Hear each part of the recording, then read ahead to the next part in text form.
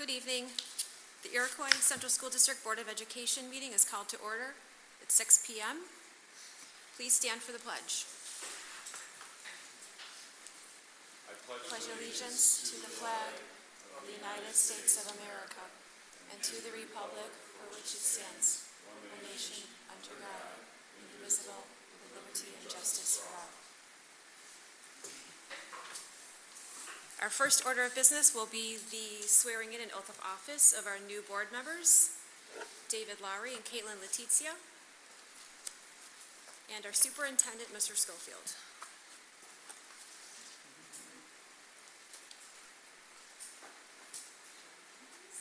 I, David Lowry. Do solemnly affirm. That I will support the Constitution of the United States. That I will support the Constitution of the United States. And the Constitution of the State of New York. And the Constitution of the State of New York. And that I will faithfully discharge the duties. And I will faithfully discharge the duties. Of the trustee of the Board of Education. Of the trustee of the Board of Education. According to the best of my ability. According to the best of my ability. Congratulations. You see the vote.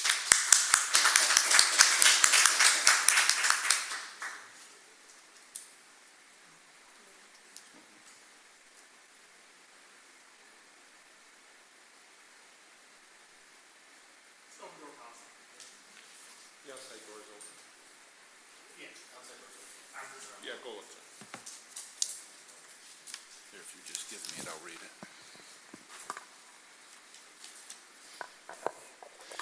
I, Douglas Schofield, do solemnly swear that I will support the Constitution of the United States, the Constitution of the State of New York, and that I will faithfully discharge the duties of the superintendent of the Iroquois Central School District according to the best of my ability. Thank you. Congratulations. Thank you.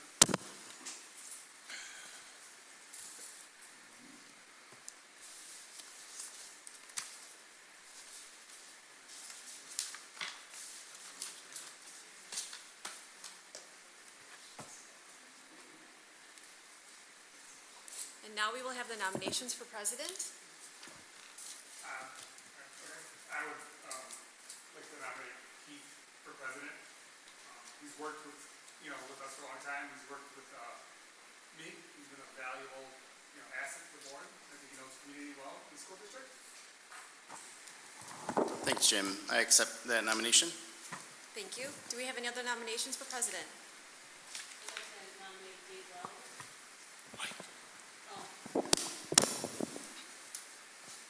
I'd like to nominate Dave Lowry.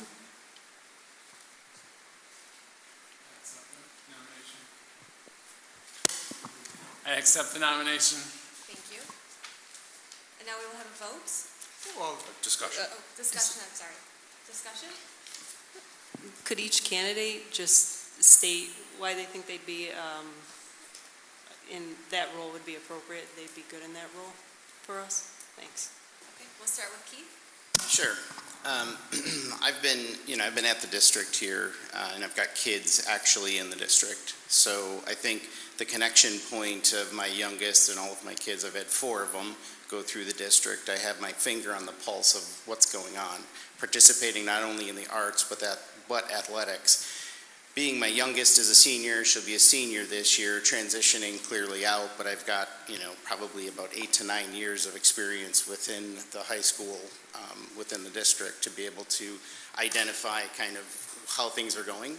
Also, within that, I have extreme continuity just being on the board for the last few years. So the last 2 years I've been vice president, and then this year just interested in becoming president to kind of take what I've learned as a vice president and then move that into the president role, I guess. It felt like a natural progression. So I do feel pretty strong that, I've got a good background that says, hey, I've been here, I understand what's going on, I understand as far as how the district is. Also very open and interested as the various board members come up and, previous presidents, there's some areas I think of opportunity.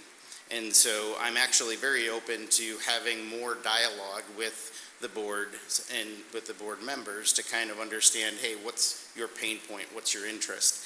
I don't know that that always occurred last year, and I want to sort of take that into the next level to be able to have that level of conversation. And I do think it's important, myself as being part of the district with my kids in the district, having the continuity, making sure that, there is that level of representation, I think is key. And that's one of the reasons and one of the many reasons why I think it would be a good president for the board. Thank you, Keith. And Dave Lowry? Thank you. I believe the president of the Iroquois board, I've got a lot of experience. I've been president before, I've been vice president before. I have been executive director for Erie County Association of School Boards for the last 8 years and served on the board in various positions over probably the last 10 years and very active. I'm currently on the Erie 2 BOCES board and the NISBA Area 1 director. I get to around 45 different school board meetings throughout the year, so I can see what's happening in the area and hopefully bring what's happening around the area back to Iroquois. I also went to Iroquois.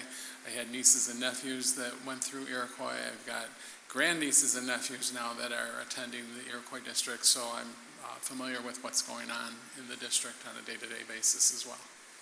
Thank you. Thank you, Dave. Okay, now we will have a vote. I got kind of questions for both of them, if you Okay, do I'm it. sorry. I'm sorry.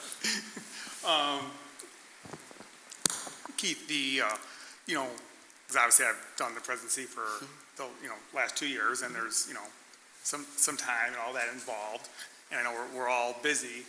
How would you, handle the time or that extra commitment, I should say? Yeah, that's a great point. And I think from a president perspective, I think a time commitment is very key. Over the last 3 months, I've actually adjusted my calendar because of some of the opportunities I've missed being here present. So I've adjusted my calendar to make sure I am present during the meetings. I think as the president, you want to make sure you're present, right? You want to make sure you're attentive and also a facilitator.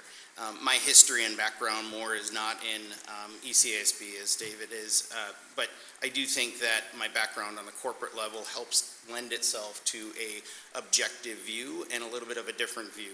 I'm here for the community. I'm not here for the other districts. I'm here for this district. I think, although you have a significant background, David, I appreciate that, and your input will be very valuable on the board of how to perhaps influence the board in doing things better. As I look at the president role and helping facilitate, I think I am a community and close to the district, having kids in the district and being close to the district as I've been on the board, where although you can render all of your notes from previous board meetings, executive sessions and some of the pieces that have not been published is also what I bring to the table. So having that continuity, I think, is very key. But yeah, I mean, that's kind of how I would view kind of the time commitment, but also my personal level of commitment. And the question for you, Dave, is obviously your capabilities and your skills are without question, your dedication to the education system is without question. The two questions I would have would be, one is, you obviously, are involved with NISBA in Erie County School Board Associations. How would you handle that if there ever was a conflict between the direction we were heading and they were heading? And like I said, your knowledge is impressive, but you've kind of been away from the soft skill side of just this board, getting to meet everyone again, and to feel your way through that. How would you handle those two items? As far as the connection between the other two organizations, if there were a conflict of interest, I would just not vote on that particular area. But I don't see Iroquois being much off from where Erie 2 BOCES and NISBA would be going in as far as directions. The advocacy pieces that they work with are all the same. They're working with SED, all the same. So it's all the same players. I just have more contact with them. Yeah. And I wasn't sure of the second question. Oh, I'm sorry. Obviously your knowledge and your skills are without question, but you would just be getting to meet all of us again, and all your fellow board members and directly with the district, but you would be taking a leadership role. How would you handle that as you reintegrate back in with the different people that you've been away from for a little while? Just reach out to all the individuals, reach out to administrators as well, get to know the administrators as well. Yeah. And just to clarify that one point, a couple of years ago, I remember where NISBA was in favor of the electric bus mandate, and we were adamantly opposed to it. I remember being on that meeting, and the board of directors, was in support of it, and then at the meeting was turned around. Those were the type of conflicts that I was talking about. I don't recall NISBA ever being in favor of it. Yeah, there was that one long meeting we had that we did it remotely. It was when it lasted 8 or 9 hours. And the board of directors had recommended that it was supported, and the membership was obviously opposed to it. Oh, so you're talking about the business meeting? Yes. Okay, that was the business meeting, doesn't necessarily mean that's the direction that NISBA went in. No, they turned around because the members turned around saying that their leadership at that time was in favor Right, of it. and that would have been because a resolution came from another area of the state. Right. That was an example I was talking about, if a conflict like that ever arose. Is there any other discussion?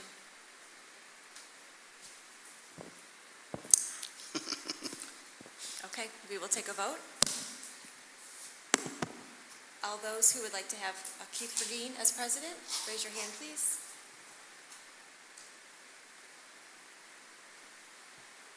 Okay, I have Jim and I have Keith.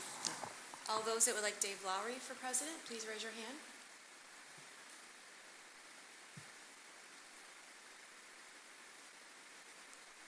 And I have Heather Becker, Dave, and Todd for Dave Lowry.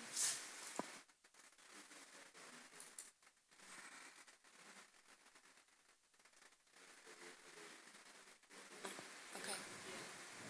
So without a majority, we are going to have to wait. And I guess I would look to the board, I would say because of that, obviously one person wouldn't get it, who could then move for vice president, who would normally take over the meeting. If the president was incapable, I wouldn't vote for that now because one of the two of you could actually run for that position.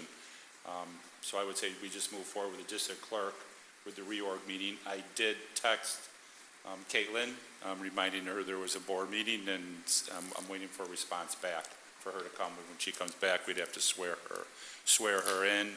And do any of you guys have her phone number by any chance? Here, why don't you take my phone, step out, see if you can just reach by calling her? Sure, Dave. Looks like you're willing.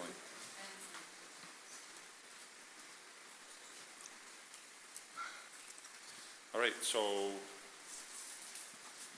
you want me to help you through these, or are you okay? So. Okay.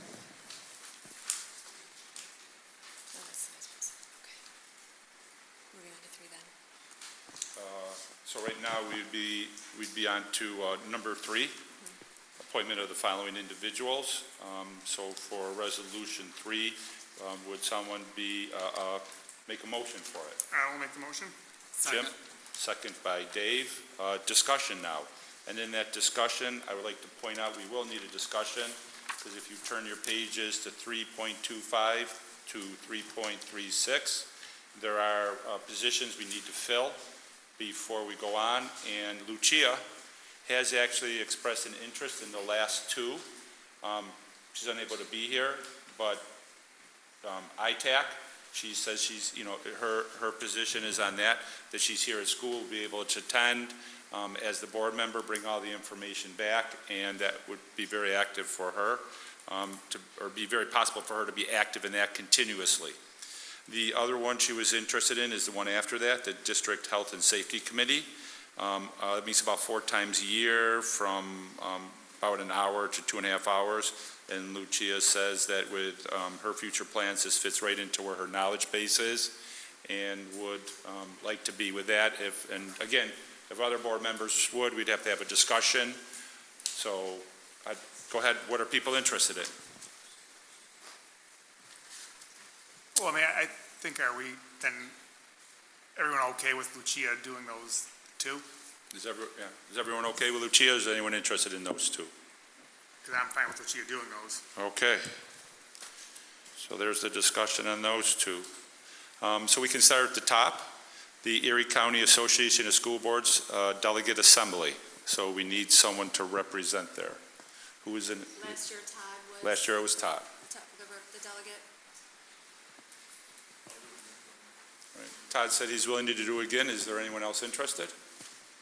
All right, so we will fill Todd in. And then the alternate, in case Todd is unavailable for a meeting, and it was Last year was Keith. Keith. Keith, would anyone else interested in that position? All right, Keith. And then we move on to the Erie County Association of School Boards Legislative Committee. Last year it was Heather Becker. Heather said she would do it again. Is there anyone else interested? Last year the alternative was Heather Jacobs. Heather Jacobs, so we will need someone in this position. You can't nod your head, yes, Heather, and do it twice. No. Oh, yeah, I got them both. Yeah, here we go. I can serve as an alternate since I will be there anyway. Is everyone okay with that? Anyone else? Okay, David. Erie County Associated School Boards Finance Committee, and it was Henry, so we will need somebody. Anyone? Pardon? Jim, weren't you on that a few years ago? No. You have two there we go. meetings, possibly a third, but the Budget and Finance Committee usually gets the budget within the second meeting, and that's it. And the meetings are about an hour long. Okay, Todd. I'm always turning, we should put Caitlin on one of these because she's not here. I put her on all of them, but that's always not nice to do. The alternative for that, last year it was Jim. I'll do the alternative. All right, is anyone else interested? Just a minute, it's from Luke. I'm sorry, I went to Jim, you'd like to do that again? Yeah. Is anybody Okay. else interested in that? Okay, Jim, If no one wants them, I would do the next one after that. the Audit Committee? Yeah. Is anybody else interested in the Audit Committee? Okay, Jim. Next one is the Wellness Committee. Last year was Heather Becker. I'll do it again. Anybody else interested in that? Okay, Heather. Next is the Wall of Fame Committee for Iroquois. Last year was Bob, so we will need to fill that. Todd, anybody else interested? And this is the Wall of Fame, not the Athletic Wall of Fame, just so people are aware. There's two walls of fame. So this one next now is the Athletic Wall of Fame. Last year was Bob and Henry, so we will need to fill that. I can still serve on that board. Okay, anybody else interested? Dave? Dave? Okay. And then the last two we already discussed, ITAC will be Lucia. Health and Safety Committee will be Lucia as well. And Lucia just texted me, apologizing for being caught at work. And she did, again, affirm that she was interested in these two positions, and I did say that her name is the ones that, just a minute, checking the, check that she'd be on her way. So what I would say at this point, I did just receive a text that, sorry, just looking at my watch. Caitlin will be here in a few minutes, so why don't we just take a recess until she gets here?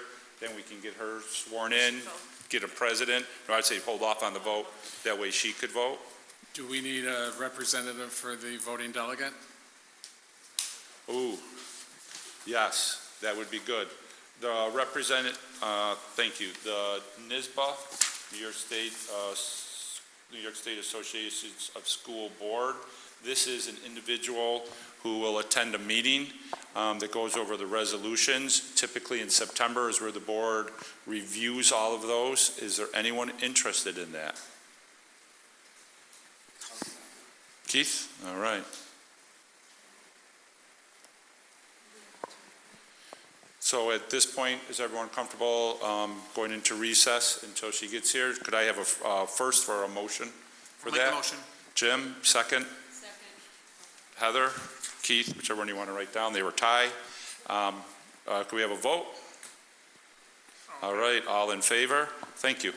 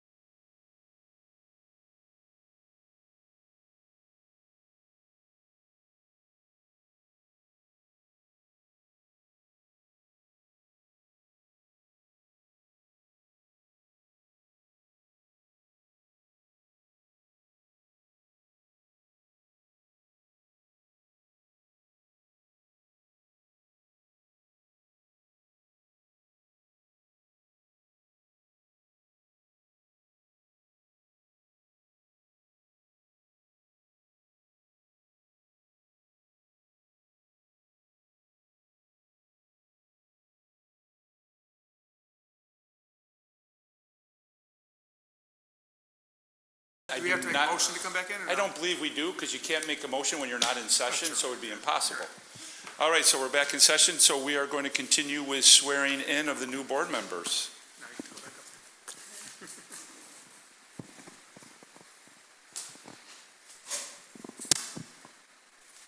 Raise your right hand. Repeat after me. I, Caitlin Letizia, I, Caitlin Letizia, do solemnly affirm do solemnly affirm that I will support the Constitution of the United States, that I will support the Constitution of the United States, the Constitution of the State of New York, the Constitution of the State of New York, and that I will faithfully discharge the duties and that I will faithfully discharge the duties of the trustee of the Iroquois Board of Education of the trustee of the Iroquois Board of Education according to the best of my ability. according to the best of my ability. Congratulations. I'll have you sign the book.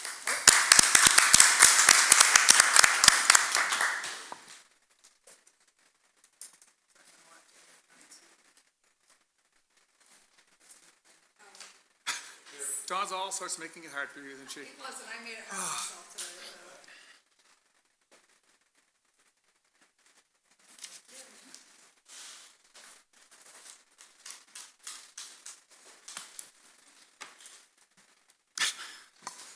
All right, with that being done, as Dawn walks over, she's still running the meeting, but we did have two nominations for president, which was Keith and Dave.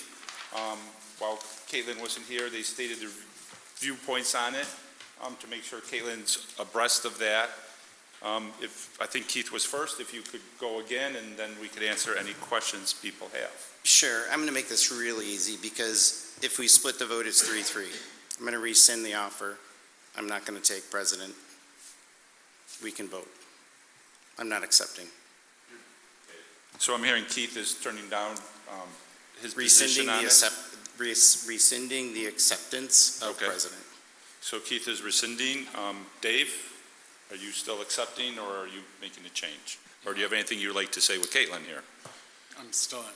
Still in. Okay, now you can ask for a vote. Okay. All right, all of those who would like to vote for Dave for president, please raise your hand. I have Caitlin, Jim, Todd, Heather, and Dave. Anybody voting no for Dave for president? And then abstain. No. And anybody abstaining? I guess I have to vote yes. You have to vote abstain. Or you should. Yes. Okay. So we have a majority for Dave Lowry as president. So now you have to swear him in. Yep.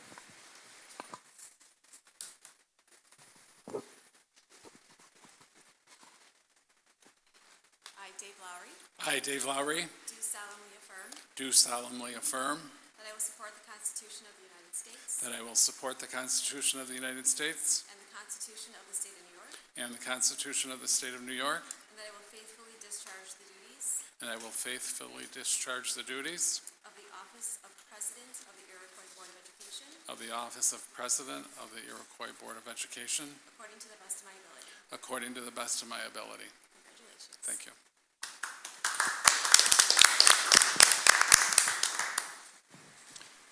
Dave, you can move over here, and I'll let you all figure out what's the best room for both sides to have enough room on. 1, 2, 3, 1, 2, 3, 4, 5. 1, 2. If Jim, Keith, or Caitlin want to move over here, so there's 4 on each side, by all means, I'm not telling anyone what to do. You guys decide, or stay where you are.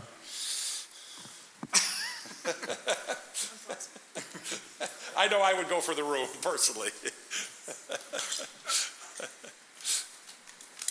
And don't worry, we'll rearrange everyone for the next meeting. All right. So you need a mic, and we are, Still on election of officers. but she has, Dawn, do you have one of these? Yep, right here. So we are, No, Vice President. Vice President. yep, so we're doing nominations for Vice President.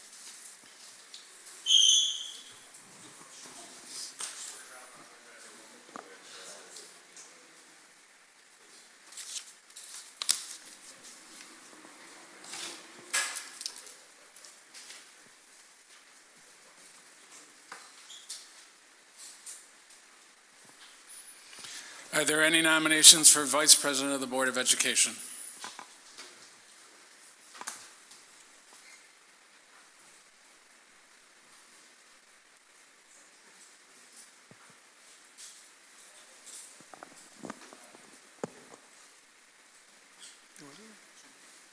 I'll nominate Keith.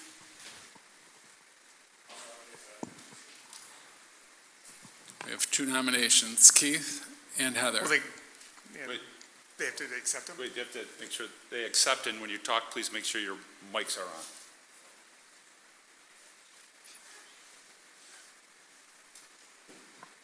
I will accept the nomination. I will not.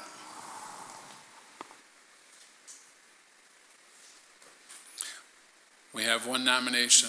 Are there any other nominations?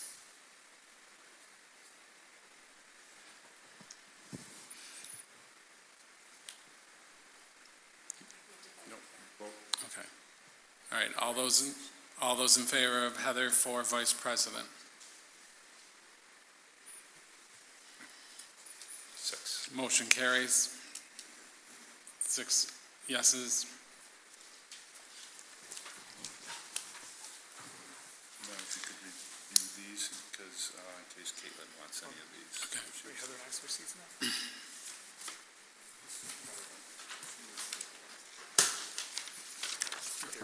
Give her that page so she can see what we've got.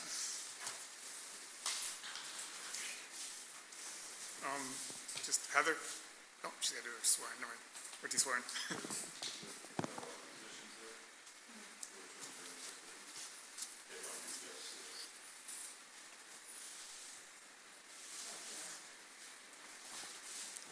Oh, boy. I, Heather Becker, I, Heather Becker, do solemnly affirm do solemnly affirm that I will support the Constitution of the United States that I will support the Constitution of the United States and the Constitution of the State of New York, and the Constitution of the State of New York, and that I will faithfully discharge the duties and I will faithfully discharge the duties of the office of Vice President of the Iroquois Board of Education, of the office of Vice President of the Iroquois Board of Education, according to the best of my ability. according to the best of my ability. Congratulations. Thank you. Heather, normally the vice president sits here, so you want to switch? Everyone's moving. Maybe I should have Well, waited. this is usually where they sit, so Here, grab that. I want to do it Back. different. Oh, there's that. I just said something last minute. She is interested in these two. Neither one's an alternative, so you could see if these people want to stay alternatives or maybe come off, like maybe Todd would want to move down to Jim or something.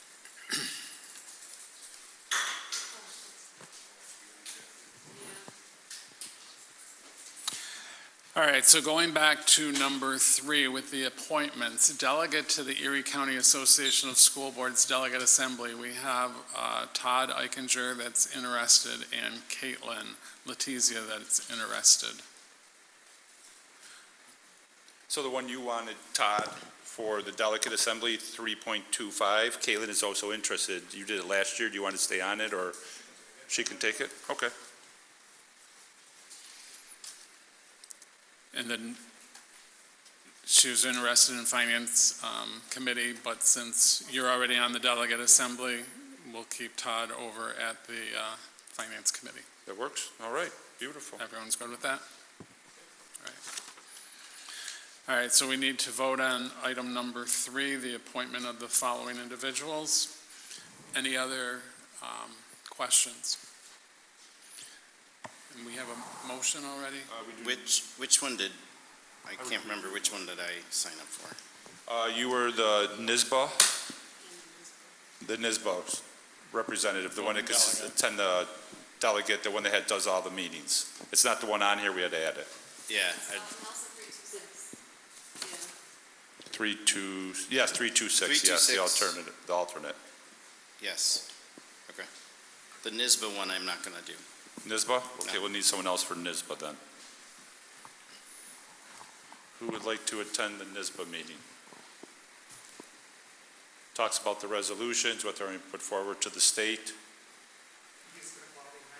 You would do it? All right, Caitlin said she would do it. And just because this is your first year, what we actually do is we take all the resolutions in September as a board, discuss them. I mean, if that's what the board still wants to do when we get to that point of setting up meetings. So you're not just making decisions yourself, you're representing the board. And early in October, Jane Sullivan will have a dinner where they have the NISBA local representative that's on the resolutions committee, and they will explain it to several people within Erie County, and they're actually opening that up to Area 1 this year. So you'll have a better understanding of what other districts might be asking or voting for, and people will ask questions about why the resolution was brought forward and different things like that. So you're well prepared for it. So we need a motion to add 3.5 NISBA delegate. Second. So we need a motion to add 3.5, the NISBA voting delegate. Motion by Todd, second by Jim. Any questions? All in favor? Motion carries. And now we vote on all of the appointments in item number 3. I need a motion. Second by Todd. Any other further questions? All in favor? Motion carries 6-0.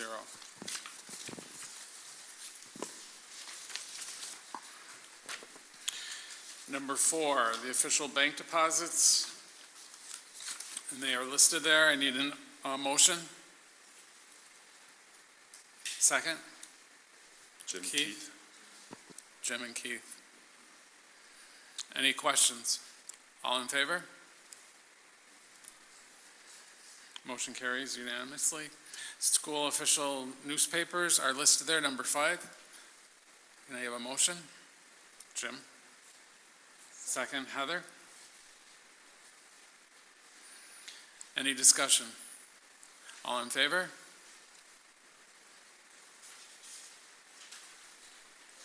Motion carries unanimously. And number 6, authorizations, you have listed there. Is there a motion? Jim? Is there a second? Heather. Any questions? All in favor? Motion carries. Building use fees. And we have these as attachments. Number 7, is there a motion? Jim? Second? Keith? Got that? Jim and Keith? Jim and Keith, okay. Any questions? All in favor? Facilities use charges. Is there a motion? Jim? Second, Keith? Any questions? All in favor?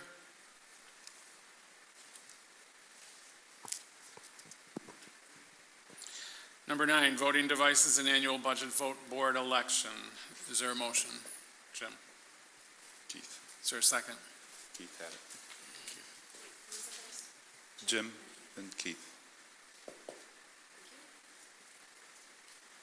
Any questions? All in favor? Number 10, board policies and regulations. This renews and reaffirms all existing and revised board policies and regulations. Is there a motion?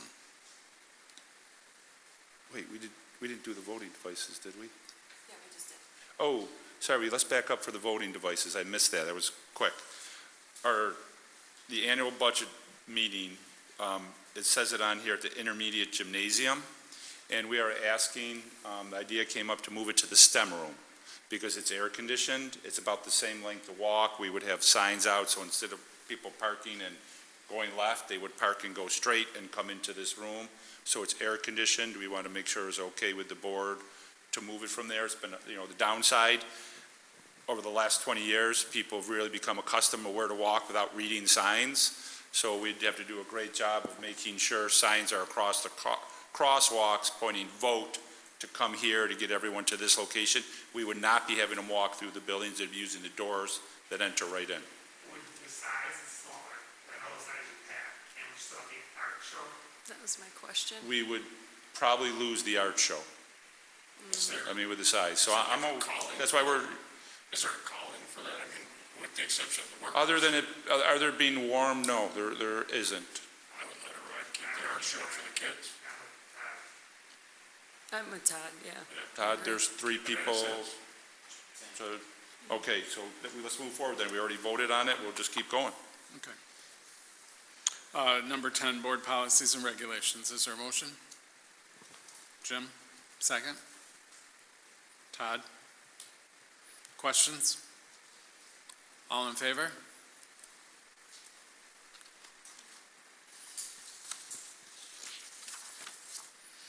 Code of conduct, and this is for the adoption and renewing the code of conduct. Is there a motion? Jim, second. Keith? Any questions? Heather, usually you abstain from this one because you have a relative that was involved in its creation. Anything else that you wanted to say about the code of conduct? No, there are very little changes this year. I think there were, 2 years ago, there was a major revamp, and last year there were some minor changes, and it seemed to go well this year. All right. All in favor? Abstained? Athletic Code of Ethics, number 12. Is there a motion? Jim? Second. Keith? Any questions? All in favor? Motion carries. Professional Development Plan. Is there a motion? Jim? Todd, second. Any questions? All in favor? Committee appointments. And we had a listing of those. Yes. Is there a motion? Thank you, Jim. Second? Todd. Todd. All in favor? And memberships. Is there a motion? Jim, is there a second? Keith? Questions? All in favor? Number 16, the Omni Group. Is there a motion? Jim? Second? Heather? You got in there. Discussion? All in favor? Orleans Niagara BOCES, approving the resolution for the 2026-2027 school year. Is there a motion? Jim? Second? Todd. All in favor? Erie One BOCES, resolution. Is there a motion? Jim? Second. Heather? Heather. Questions? All in favor? Erie Two BOCES for the, approve the following resolution. Is there a motion? Jim. Todd, second. Questions? All those in favor? I'm abstaining. Okay. Okay. Bid contracts. Is there a motion? Jim. Second. Heather? Questions? Is this the one where that's Coraluna Fest? Yep, this is one here I was going to talk about, so thank you for asking. This is really, it can be classified as piggybacking. The legislative group just re-signed it into law all the way up through 27, but we have to be careful. It's not a blanket for everything. It is only for certain goods that we can purchase, items. It is not for capital projects. the legal briefs that came out when when the governor signed the new bill, said the Court of Appeals, that still is in place. They didn't change any language or anything in it that would change what the Court of Appeals was. There are other bills in the legislative body that might change it, but none of them have gone through. So as for now, it is still filed in the Court of Appeals, but if we want to use something for buying paper, we can. And why this is relevant to us, because we had discussions on this with our capital project. Sorry. Why this is relevant to us is we had discussions on this exact topic for the capital project, and that decision by the Court of Appeals made those discussions a moot point at this point. Absolutely, we're still at that same point.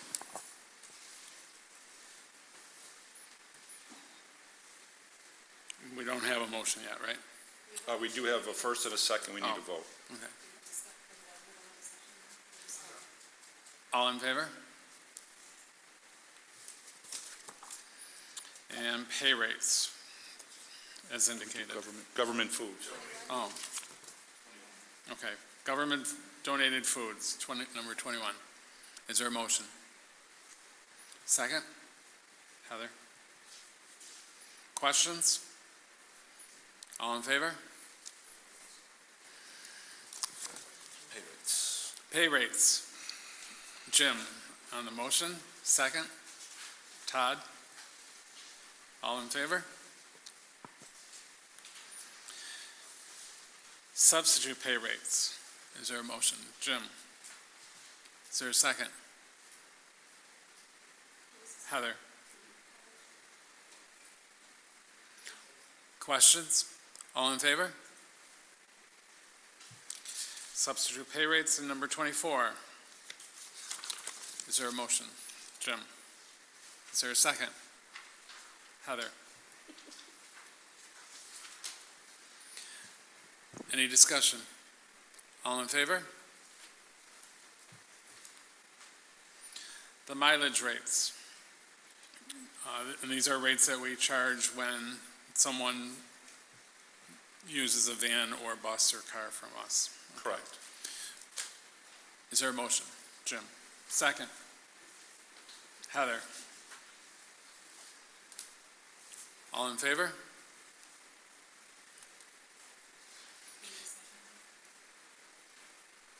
No discussion? No discussion? All right, repair reserve fund. Is there a motion? Jim? Second? Heather? Any discussion?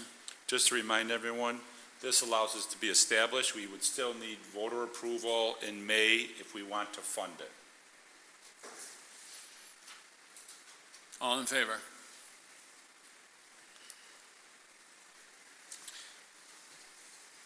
Providers, these are the sole source providers for the 2026-2027 school year. Is there a motion? Jim, second? Todd, any questions? Doug, I have a couple questions on this one. Yes. I know we brought up before possibly looking at other resources. Is that going to prevent it? It prevents us from doing it in this school year, but in a future school year? No, actually it doesn't. What it allows us to do is keep working with these people without having to bid out for a service. If we Okay. want to change our mind, we can change our mind at any time. Okay. And then the last one there, Recruit Front Human Resources Software, what is that one? Dave? We've been using Applicant Tracker to post positions and then hire through that. We're moving away from Applicant Tracker into Recruit Front to do that in post. And that's, if I'm right, that's a change for all of Erie County. All the schools are part of this, or a majority of them? Majority of them, yes. Is it like a It's where you go cost? in, it's like a database, you go and you fill in your information and you check the schools you want. So rather than everyone having to look through the newspaper now for jobs, they go to Recruit Front, look for what jobs are posted there, and then select districts and what jobs they would like. Is there a different cost to that than we've? There's a cost. There is. There is? Yes. You know what that is? Like, The applicant track is going away, right? Yeah, Applicant Tracker. so we were it's paying not for keep- that, Yeah, and this was going to replace, I it's, think it's a couple $1,000 more, yeah. yeah. But there's more to that program than what applicant tracker could provide for us. Applicant tracker wasn't keeping up with, I would say, the technology or the advancements like Recruit Front is. So there's more bells and whistles, I would say, with Recruit Front that's going to help us on the back end with hiring and getting applicants out there, and then be able to kind of like organize all that information for committees and stuff like that, so. Yeah, I want to say about 10 years ago, give or take, Erie One Winnie Rick started an initiative to get all that information compiled, rather than each school having to do it, to reduce workload within the districts, and that was the applicant tracker. So we've been using that for years, and then the Winnie Rick has decided to move away from it. They're no longer continuing their contract with it, and they're replaced by Recruit Front. So it's either we work with them, go get a service all on our own, which I would advise against, because if we do that, we'd be the only ones on it. That would have less applicants coming to us. So I'd say the only other solution would be we go back to posting every position in the newspapers to try to get candidates. Because right now, this is basically all we do. Yes, And we seem to be doing very well in attracting candidates. yes. Is that BOCES aidable? It is aidable, Yes. yeah. It's we go through Erie 2 cross-contract with Erie 1 Winnie Rick. Thank you. Any other questions? All in favor? Motion carries. Standard workday, 28. Is there a motion? Jim? Second? Heather? Any questions? All in favor? 2 more, Number 3 more. 29, qualified lead evaluators. Is there a motion? Jim? Second? Jim, Jim, who was the second? we don't have a second yet. Heather. Heather? Todd got tired. Keith got tired. Any questions? All in favor? And the RIC 1 Risk Operations Center resolution, is there a motion? Jim, second. Todd? Questions? Just so the board knows, this is the first time it's ever appeared. It's something that we have to do with technology to appoint a person here and move forward through it to make sure that we're in full, or maybe it's just the district, that we're in full compliance of what's required for safety around technology. Any questions? All in favor? Hang on, I got a question.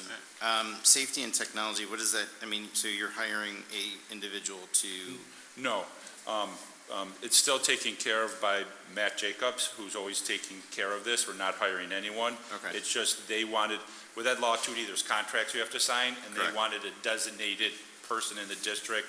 It's basically just dotting i's and crossing t's because of what the laws say. It's not changing any staffing or any workload in the district. It's just Okay. it's kind of like, I would equate it to 28, that for the district clerk and district treasurer, we have to say there's 8 hours. okay, We know they're working 8 hours, but every year we have to do that. Now every year we have to do this. got it. Thank you. Yep. Any other questions? All in favor?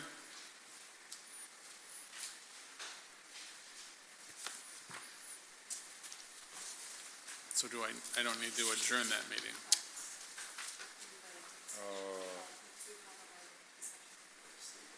Yeah, so he has to adjourn this one and call that one to order.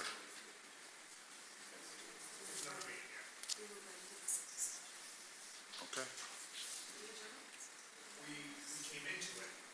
So we have to adjourn it to start the next All one. right. Motion to adjourn the reorganization meeting. Jim, second. Todd, questions? All in favor? Motion carries. Okay, the second one. Everyone really appreciates that we can get back to work now, that everything's back in place. The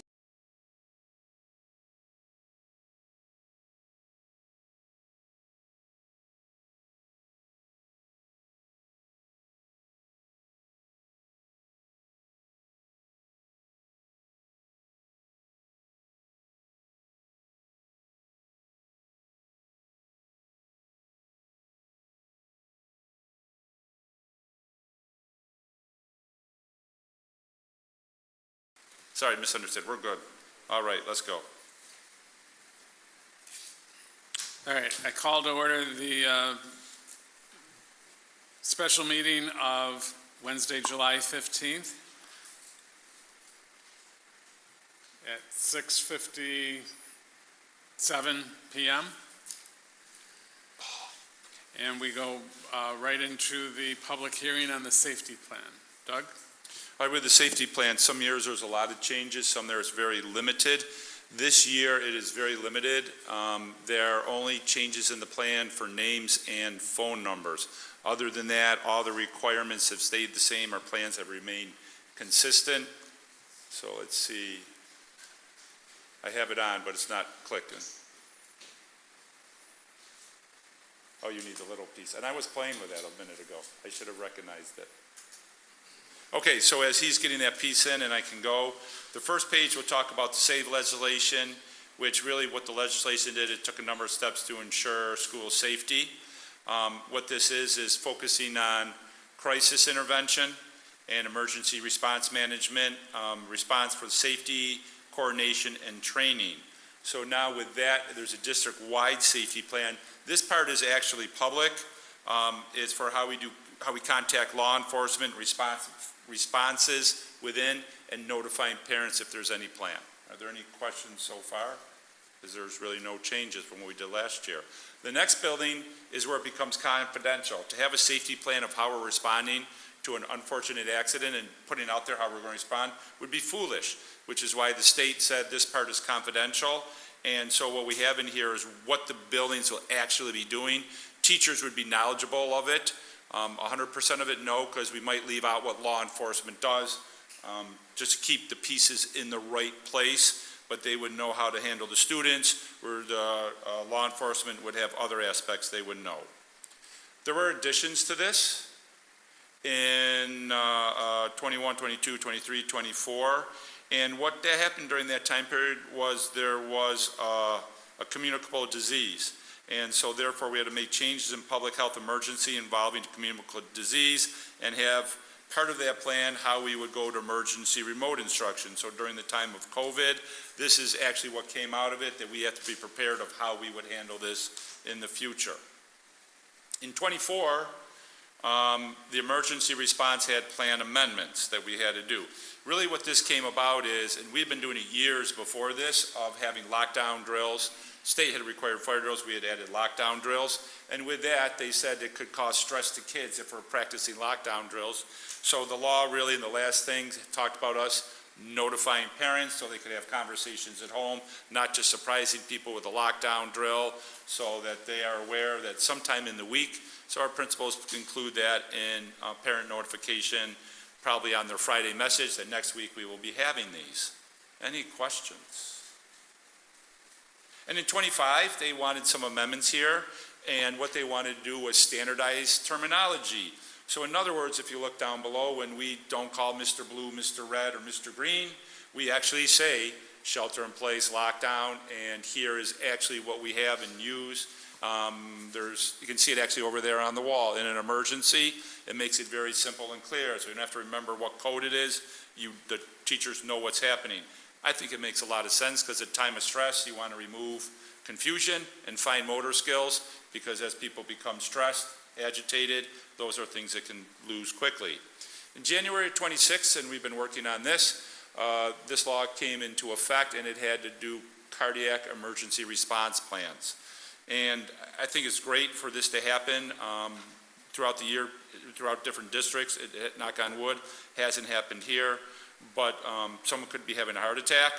And so what we have to do now is annual training on signs and symptoms of cardiac arrest to all staff and students. It does not mean that they can go and do CPR. It means they see the signs and symptoms, so if someone's acting away, they can get help from people who are knowledgeable. So they're not, I remember the first time I was a teacher, there was a student in class, he really didn't seem to be attention. I was like, what, come on, hey, come on, Bill, come on, Bill, come on, Bill. Realized he was having a seizure. So therefore, it's, in that case, you can recognize what's happening and get help quickly. So that's a good change. Any questions? So on the confidential part of the plan, how do we bring our substitutes up to speed?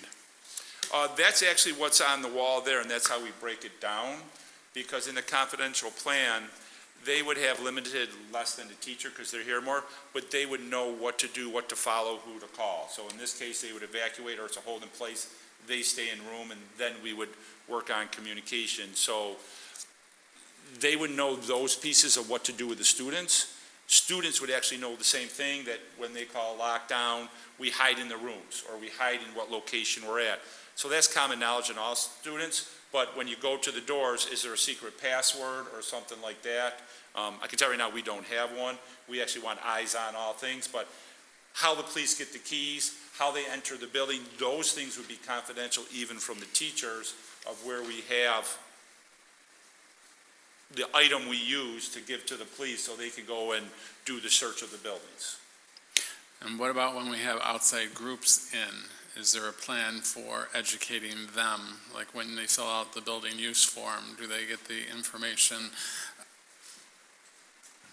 They do receive a copy of the top copy you're seeing on the wall there, and some general information about what those different clock warnings mean, say lockdown, hold in place, all those kind of things. So they get that when they do a facilities request.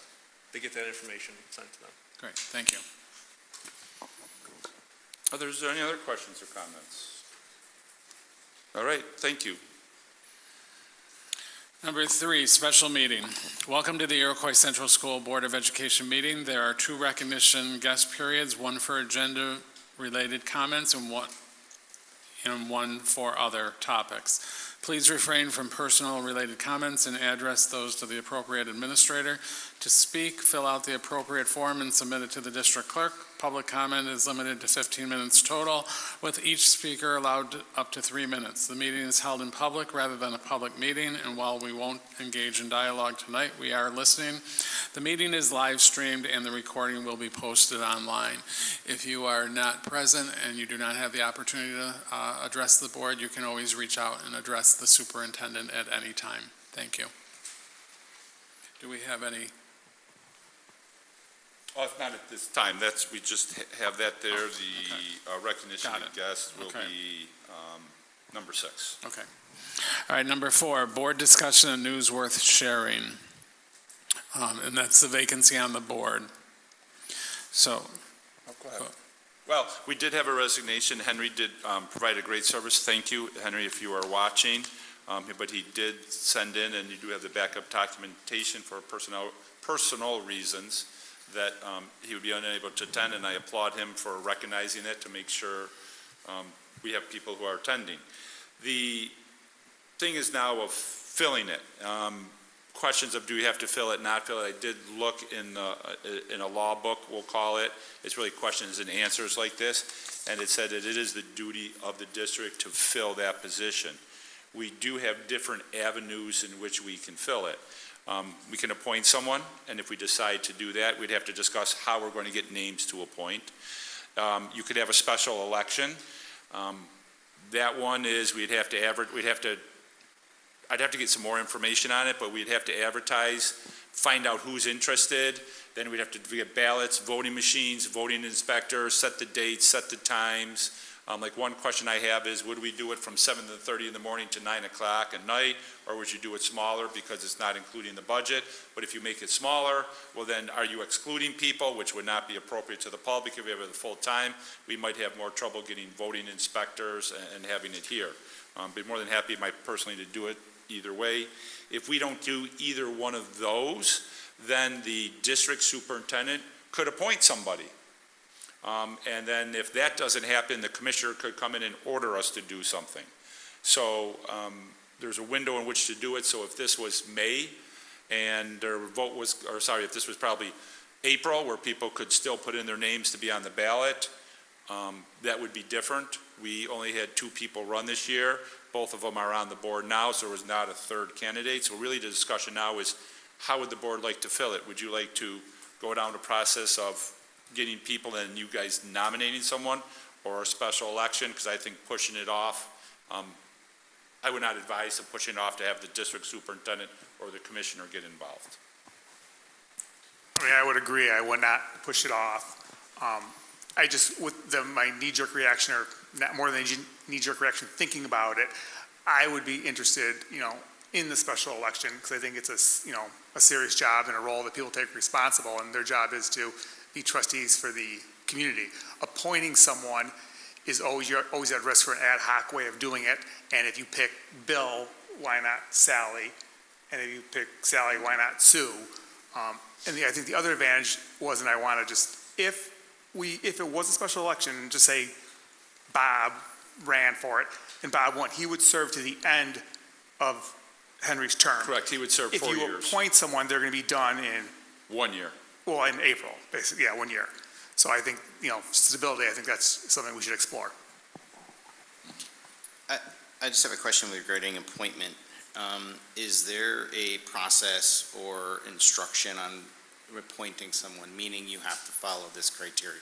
No, it'd be up to us. We could literally pull a name out of the phone book and call them up. I would not advise to do that way. I think we should do very similar to like a special election and put out to the public. I would solicit to see who's interested in. But instead of having the public vote, I would have them either send in a resume and have a meeting with the board to see what they would like, or I would have them submit their names without a resume and then come in and meet with the board, for the board to meet with each one like an interview, and then after the interview, the board would select that process. It would almost be like a special election, except it would be not a direct representation for voting, for democracy. It would be a representative where you guys, being elected representatives of the community, would be having democracy that way in the vote of who wins, rather than a direct election where every individual person. Did I get that right, Dave, from social studies? Nod your head. All right, good. So from a timing and resource demand, which... Timing and resources, appointing a person, it would be much more, in my opinion, efficient to do, and even resource would be much more efficient. There'd be very little cost in that. About the only cost I would put out there, I would work with the board of how they wanted to do it. I would recommend putting a message out to all the public through our Connect Ed system, which is parents, and then I'd also want to advertise in the newspaper, put it on our Facebook, put it on our bulletin board out there, and I would not do a mailer to every house, because that would take time and money too, which I would imagine you would have to do in a special election. And so therefore you could possibly have a person in, I would say by the beginning of September, if not the end of August, where a special election, August, September, October, you'll be talking at least in October, November, probably November before they could start. So whose responsibility is it? Is it the superintendent or is it the board president? It's the clerk. Okay.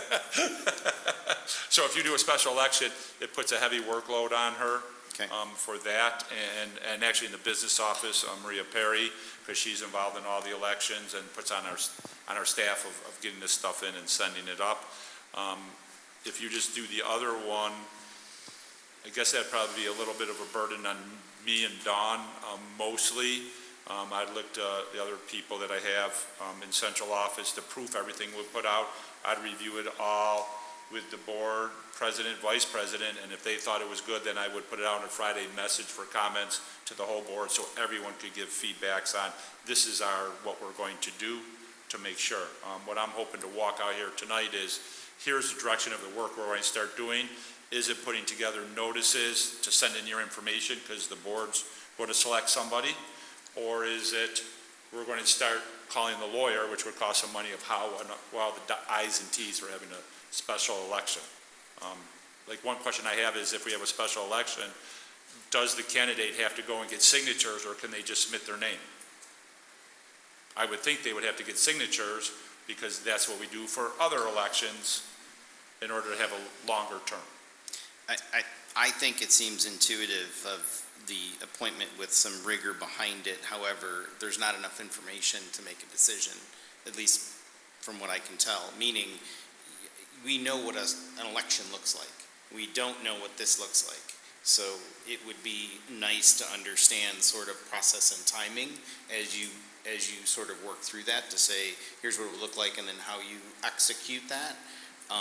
And then what sort of time period do you give through solicitation to make sure the optics, and I want to say this openly, that the community sees that there is of interest. We want folks to, be interested and participate. But without that information, I think it's really hard to provide a direction. But I think what you're asking is reasonable. Is it going to be here? I think we already know what the special election looks like. Right. That timeline can be penciled out. The other one, I just have no idea.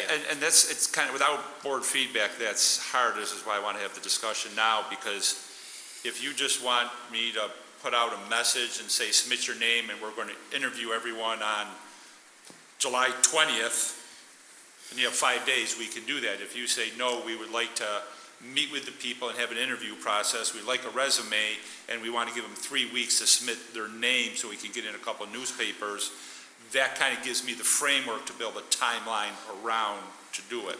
I think that there should be something where, people, personally would say, so if we're going the thing of selecting someone by the board, there should be a process where we would have to outline of where they send their name in and maybe basic information, and then pick a date when the board, that's where Dawn would have to solicit information from the board of when everyone could meet to have that discussion with it. Maybe by the end of July that would be, so you have a couple of weeks now where you get information out, might be the beginning of August. Again, we'd have to do that survey of people. So I had reached, go ahead, Caitlin. If we went the route of choosing somebody, would the discussion and the decision be done publicly, or would that be done in a behind closed door session? I believe that was done previously in executive session, Okay. because you're asking questions, and if it was done publicly and I was running, and I'm first, you would hear all the questions, and then Right. Dawn walks in and she watched them all where she could practice and hear how I answered and do it. So I would, it would be confidential. It would need to be.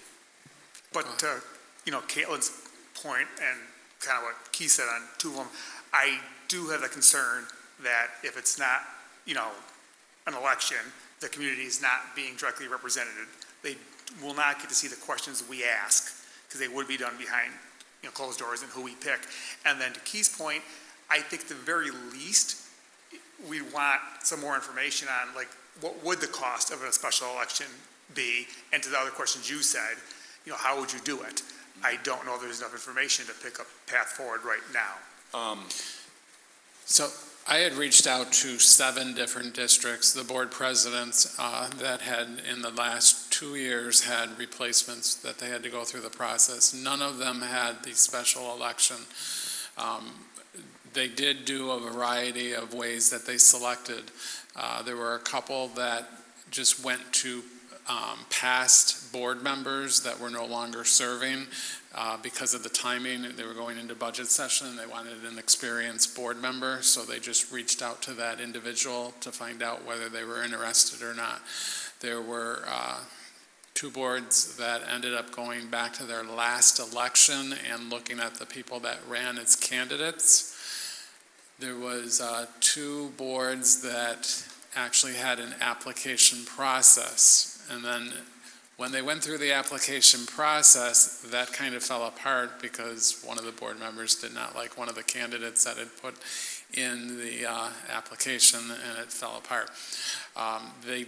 That board president did caution me, if you go with a resume, you probably need to develop a rubric so that when people are asking you, well, why was that person selected by the board over, 2 other people, at least you have some, information that you do or do not need to share.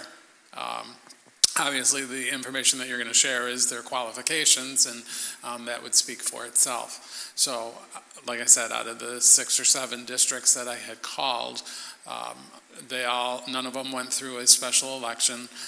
They all did it internally.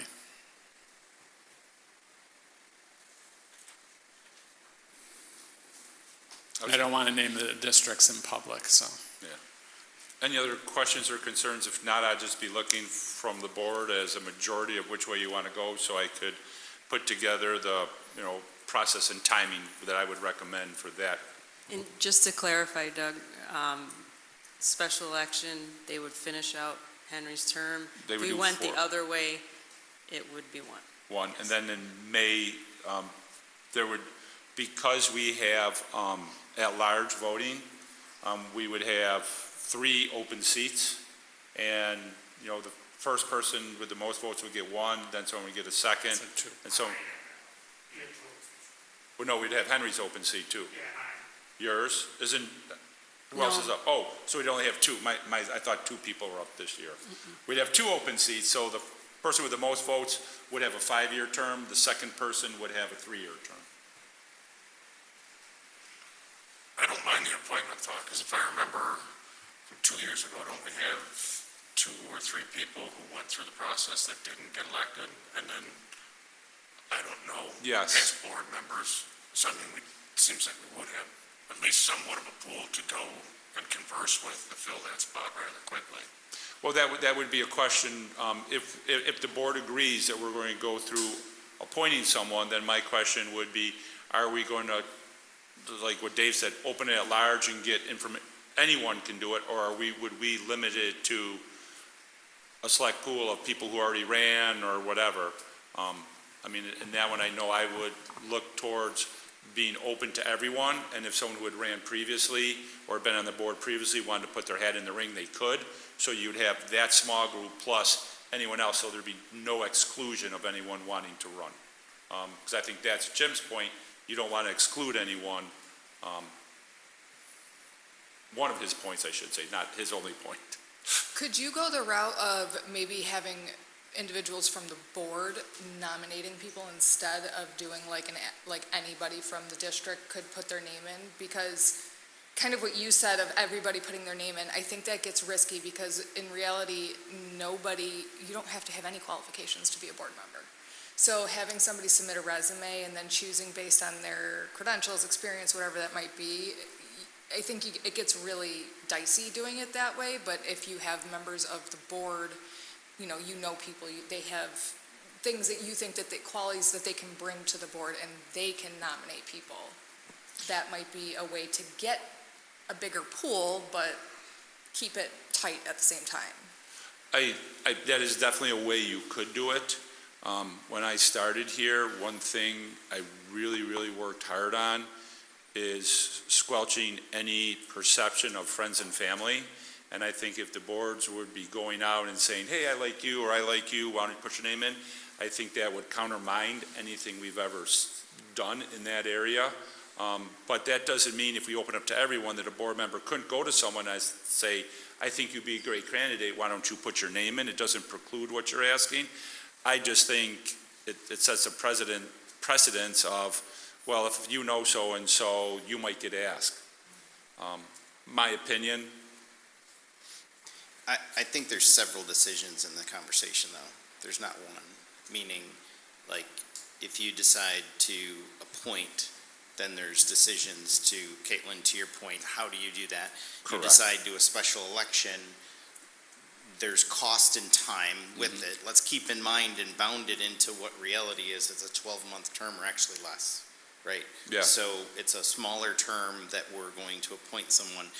Pulling in the district superintendent to appoint someone, I don't think is the right optics.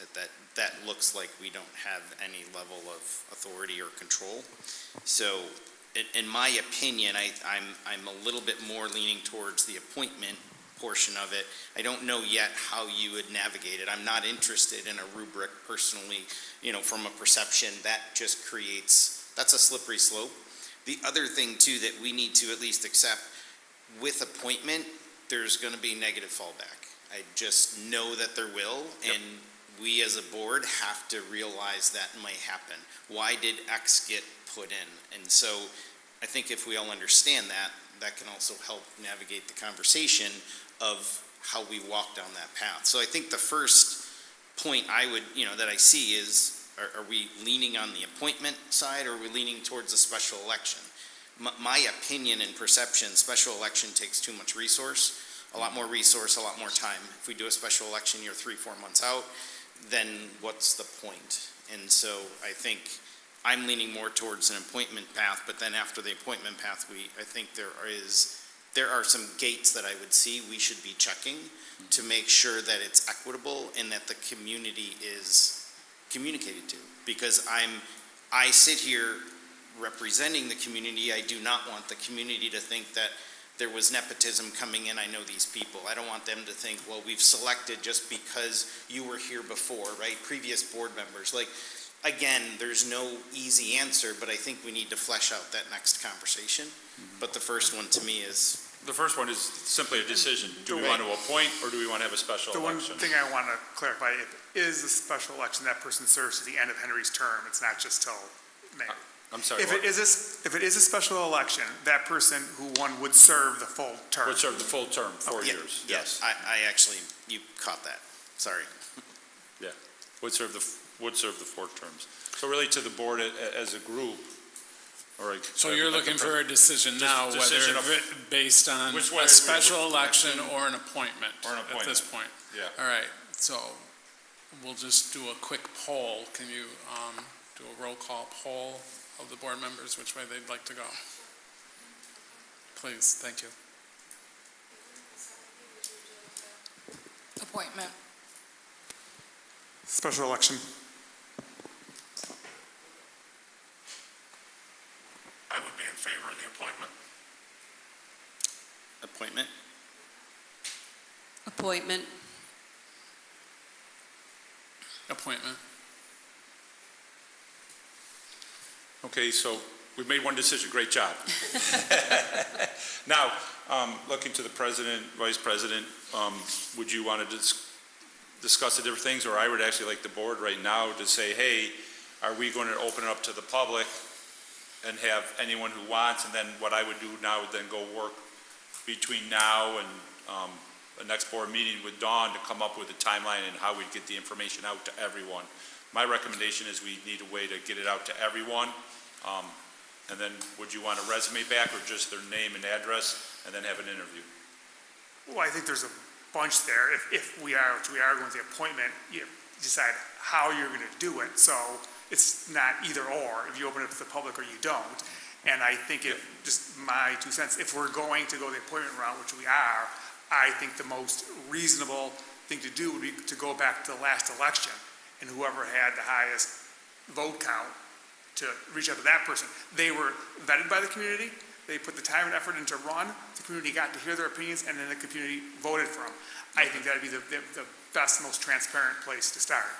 We can do that. There was only 2 people that are both on the board, so we'd be going back to the previous election. We will look to see who got the most votes, And it was from Henry's election, and we too. will contact them. Yeah. We can do that. Oh, good point, Jim. It was, Yeah. when Henry was elected. And I can't remember if there were, the vote before, I can't remember if there were 3 people. Yeah, there was were 3. 5 people There was total. 5. Yeah, so we can go right down the list of those people, start with the most votes and work down the list. Yep. Okay, and I'll report back on that to the board. I think in parallel to that, that's the direction. I'm still very interested in the timeline, right? I mean, because timeline transition, what that looks like, is going to be important. So how does that fit Timeline in? transition, if I go down the line and one of them says yes, we could have them here August 5th to be sworn in. Okay. That's the information. we need. That could be real, I can make that real quick. Okay? Okay. All right, we will make that happen and get a message out to the board. Second, we have an answer from them. Thank you. All right, thank you. Assistant Principal Interview Committee Board Member Representative. Doug? Yes, so for that one, Alexis, Dr. Langhire, congratulations. She received a position in another school district as the high school principal. I hate it because we get assistant principals, they become really good, and then they get a job moving up. But I also don't have enough spots here, so I think we do a great job training. Who would like to be on that committee to talk to the interview committee for that position? I would, Doug. Heather, anyone else? What's the Todd, what's that? time frame? When were you looking at? Interviewing on July 28th, I think I'm already up. Okay. Works out. and lunch is provided. All right, so Heather's going to be on it. And Dave, if you want to back up one to about the presentations that we're talking Oh, about. I'm sorry. That would be great. All right, you have the listing of the 2025, 2026 presentations that the board had, and then you have a list of 2026, 2027. Or if there are additional presentations that you would like to see. Yeah, so if you have the list right now, there's one on here that I think would be good, is new graduation requirements. That might be a good one to start talking about at one point throughout the year. And a board member did talk to me, and they'll correct me if I'm wrong, about what do we do here at Iroquois to be prepared for college. Trying to pull up my notes.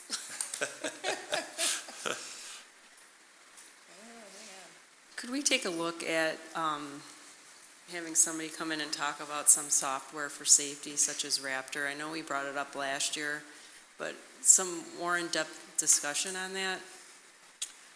You're talking about, It has many different functions. yeah, you're not talking about, I'm trying to how to say this. You're not about safety of technology. You're talking about a particular product you want to look at for yeah. safety. Yeah, we could.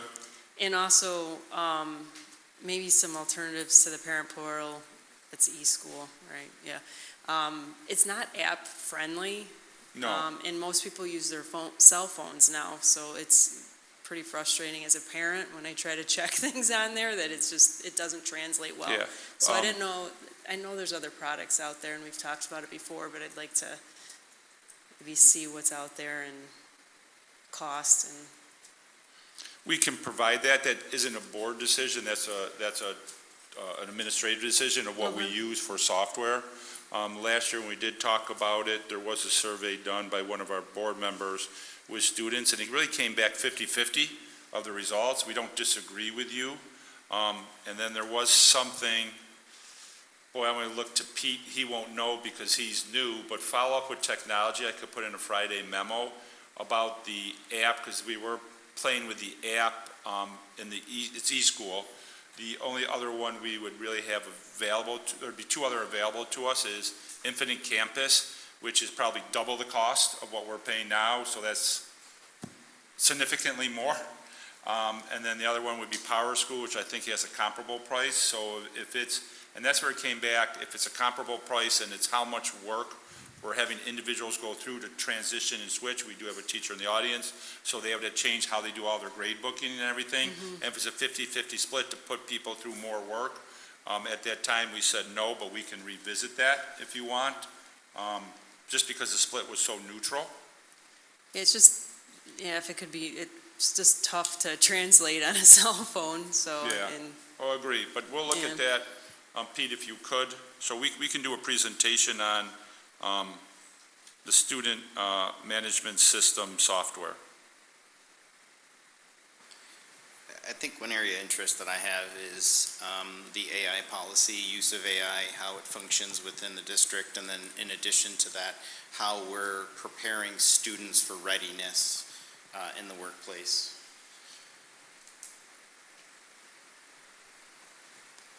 I mean, just from my experience, I've been embedded in it for the last 6 months, working with it and figuring out how to actually bridge and make those connections. It is what's out there in the world today. Just curious on how that, what our policies are and what the exposure is for the students and for preparedness. Within that, it's a large topic because then you start overflowing into safety, security, all those other pieces. But it's such a large topic. It's what's out there today, and I'd really like to see something within the presentations touching on that. And when you say exposure, you mean like exposure, how we try to keep kids safe from people using AI to there's two inappropriate. That's why I'm like, you say exposure, that's there's that's a 2-week presentation there. So there is, and I think the community would want to know how we're keeping our kids safe. I think the community would also like to know how are you preparing the kids for what's out there in the world tomorrow. And it kind of can feel like a little bit of an oxymoron. You have to jump right in and do it all, but then on the other hand, you have to understand kind of the guardrails. Right, so what I'm hearing you say is how do we keep kids safe? Yep. Big theme. And how do we prepare students to use it? Big theme. Correct. Okay. Those are the two bigger topics. Yep. That kind of actually feeds into, I expanded kind of on my topic a little bit into the workforce. So my big thing, obviously, I work in a college. I'm a college administrator, so we see constantly students are coming into college unprepared, underprepared. And I am curious to know what the district is doing to prepare students for their transition outside of high school, whether it is to college or to the workforce. It doesn't matter which one that is. And so that can be looking at the academic rigor. What steps are we taking to ensure that the course offerings are preparing them to, in the 11th and 12th grade to be able to meet expectations once they get to college? Are they fostering, students' ability to have intrinsic motivation? They're going to college. Are they going to want to get up and go to class without having that schedule of, people making them go to class? Time management, things like that, self-advocacy. We see students coming into the college, they have no idea how to ask for help. They don't know how to go to the financial aid office and sign a form or say, I need to register for this class. They have no clue what to do.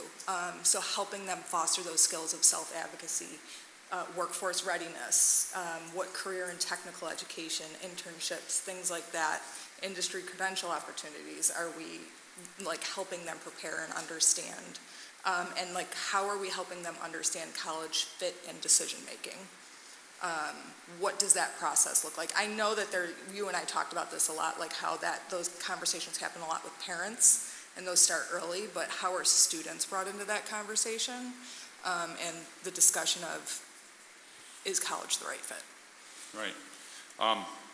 Yeah, and I've worked with Pete on playing with that because it kind of crosses a couple lines, because part of it is the new graduation requirements, how we're moving from where we are with the new graduation.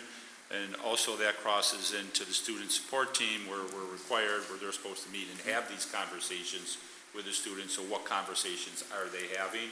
And then how does that carry over into classrooms? And Okay. are they doing vocational testing also with the kids to help them identify career interests and goals? The guidance counselors? I don't know. I don't want to say. There's free ones online, at least directing the students. Before I answer, let me make sure I'm right on my answer. I think But that'd be part of the presentation, so it might be a while. I think to piggyback off of both of them is, You're done. You had AI. that's a big one. You want to back it to state ed requirements, though. Because the reality is here, and I'm with you, Caitlin, 100%. I want the same, but I also want to know from the state ed, how does that push against the opportunity that we may be missing because there's no more time in the day to do X, Y, and Z. It all makes sense. Getting the kids out, getting their hands dirty, fixing that stuff, it's great.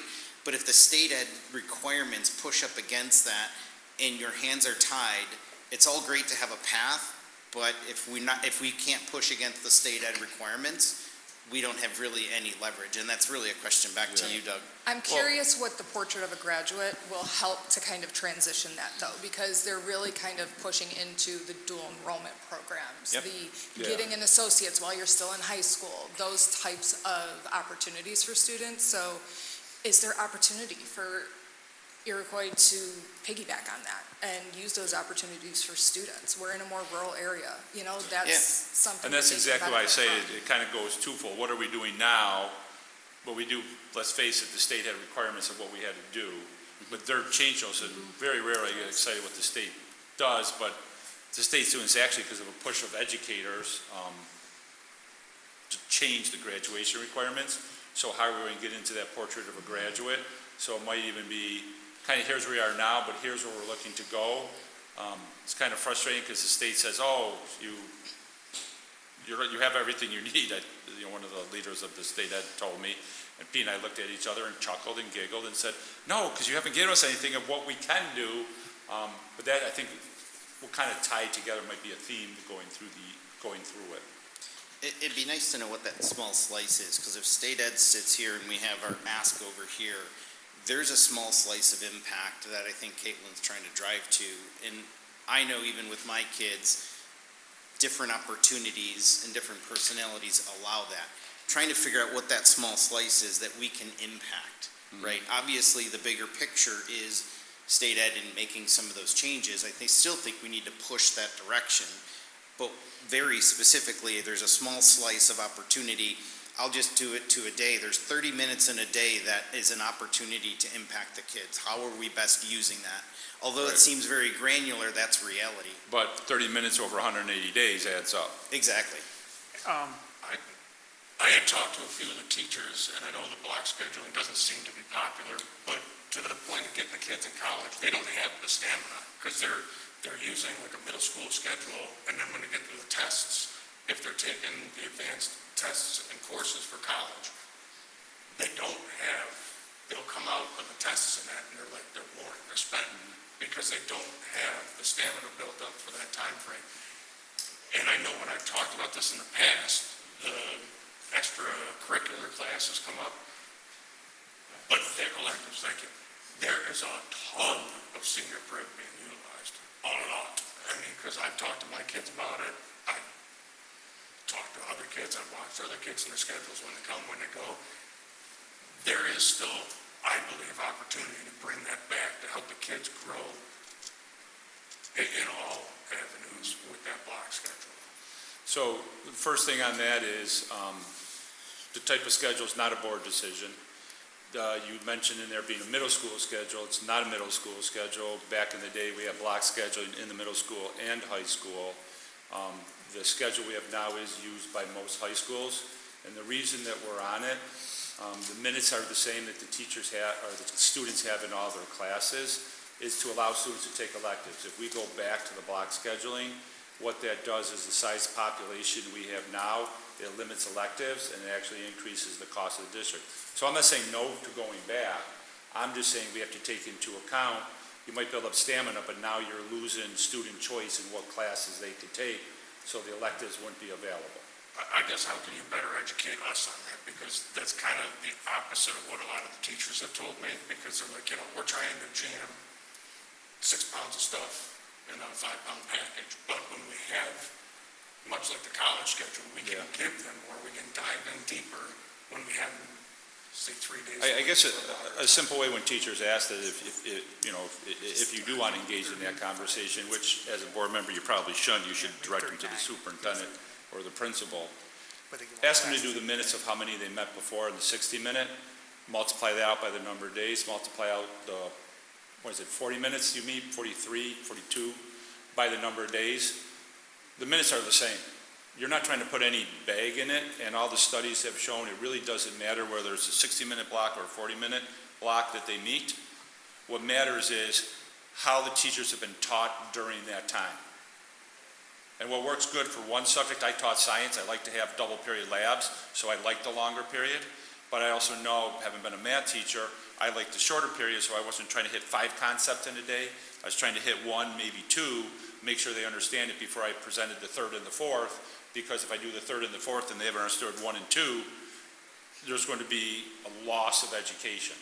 But that, we could have more conversations on that if you want to talk I about would be it. interested, just because, like I said, I know, like, personally, if I'm starting to stop it, I'm not getting as much out of something as when I sit down and just get Right. into it. So, Yeah, and that's all Lori says. And there's a downside to it of schedule choice. And it's not against the board conversation because, again, it would have a financial impact to the number of teachers that we'd have to hire more. So, Okay?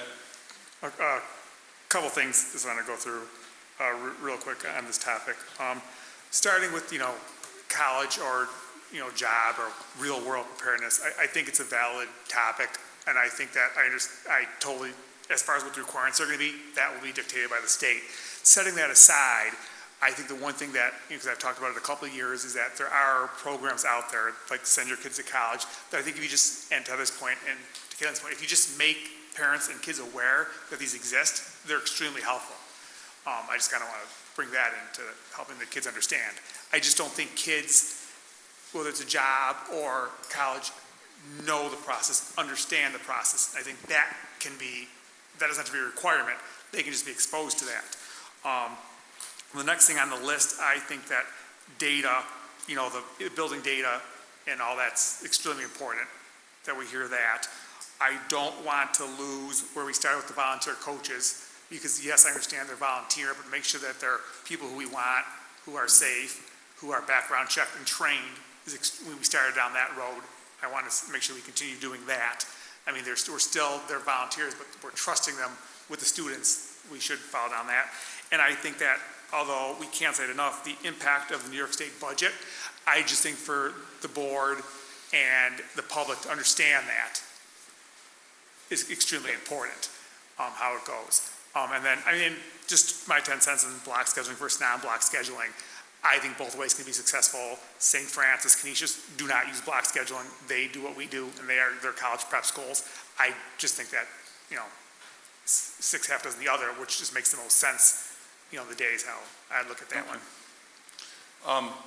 Are there any other ideas? If not, I would kind of like to go through the list I have and say, hey, here's a month we're going to do this one, that one, or these 5.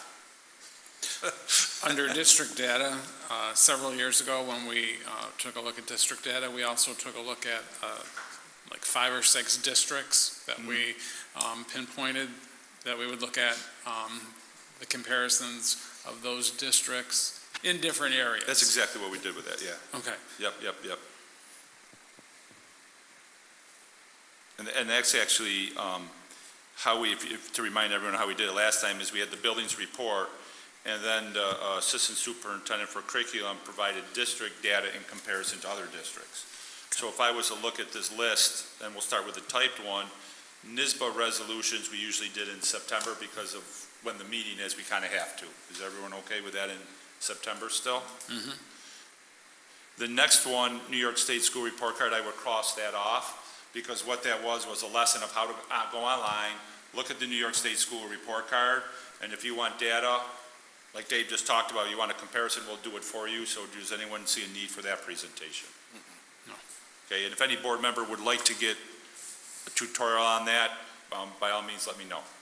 Then what we did is in October, we had the primary. November was the intermediate. December was the high school, and January was the middle school. Are people still okay with those months of how we divide that out coming through?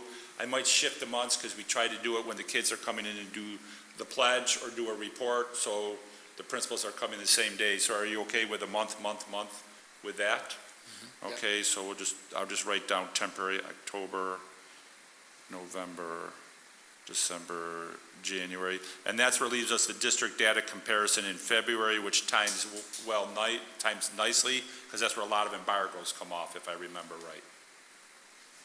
If we back up now a little bit, internet safety, we could have a presentation in that at the August meeting. We did it like later in the year, but we could have it earlier. Would that make sense? Because we don't think in August, and that's something that's not going to change too much. I don't know if we'll be getting into the AI stuff with it, but it would just start, it's one of the required ones we have to do, just to talk about internet safety and what's there, and maybe we can include some of what we're doing to keep kids safe with AI in that part. Not what we're doing to prepare them, but to keeping them safe.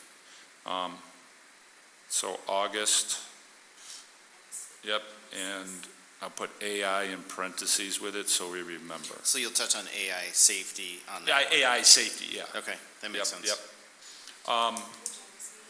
Pardon? August the 2nd one. First one I think is too fast to turn around. The school budget, when do we start that, John? January?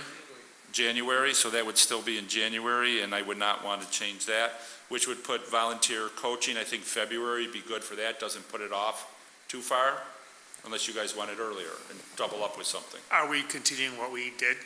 We are continuing what we And did. just so Yes. Caitlin and Dave are aware, is we have our normal coaches and we got people who volunteer, and they don't necessarily get paid from the district, but we realized that like the fingerprints, some of the training, they didn't have to do, and then the board kind of said, hey, they're with our kids, they need to be background checked, they need to be trained, Yeah. and we started to move in that direction. And that would be really an update on the process and everything with it. So everyone's okay with the coaching in February. We had the school officers come in and school resource officers come and report. Do you want to hear that again this year or make space for some of the other things we've talked about? Make space. Okay. Impact to New York State budget. That's going to be, I don't know, John, what do you think would be a good month?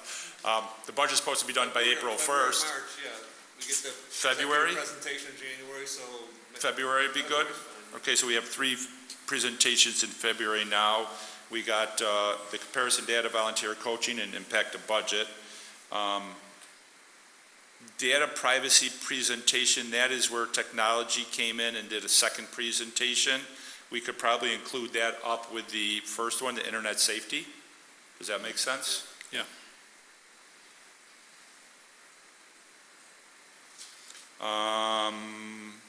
Family Support Center, that was something new we've been doing it. Do you want to leave it to make space, or do you want to have another report from them? I'd like to see something else. Something else? Everyone good with that? I mean, you can always change your mind and ask for something. Special education, that's a mandatory report. I would say March. ITAC, they asked to come in. It wasn't a board request. The board granted it. I would say cross it off unless they ask again and we'd find a spot. Agreed. And we don't have Lucia that sits on it that could report out. Yep. So it might not be something that's needed. Lucia, I hope you watch this board meeting at home. Guidance Department goals and mandatory, that's a March one. We do that right with the special ed. New graduation requirements, we already talked about. We just have to pick a month. Pete, what month do you think you'd like to do that in? And it doesn't have to be way now in the spring. It could be anywhere throughout the whole year. When would you like to, and it might be 2 presentations as things change. I'm thinking, do we worry about college, job, real world preparedness? And to me, that's one presentation, in time, new graduation requirements, and some of those questions you have. I would say, really, anytime after November would be fine. I mean, what's going to happen? Do you want to do it in December with the high school? Yeah, that would work in December with the high Does school. that work for the board, December with the high school? Makes sense, high school administrators would be here. And it could be, depending on when students are coming in, it could be December or January, once we know what students are coming in and when. All right, so December, and that was new graduation requirements and be prepared for college workforce, intrinsic self-advocacy, decision process, vocational testing, or if we could email to all your questions that you have with that, Caitlin, if you want to put all that in an email to Pete, so that way we don't miss anything. You know, I was trying to get it all down, and I saw him writing too.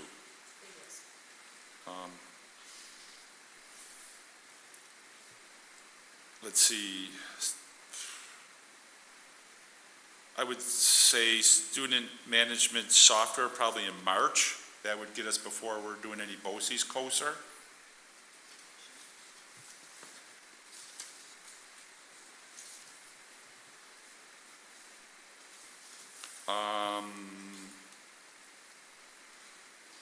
AI, probably, can we tie use of preparing students with AI, can we tie that into your new graduation requirements when you do that one? Well, because why not? Because it'd be too much to do. We'd be here for 5 hours. but we might break it into 2. So we might do part of it in December, part of it in part 1, part 2, part of it in January, so we can talk about how we want to do that. Is that okay with everyone?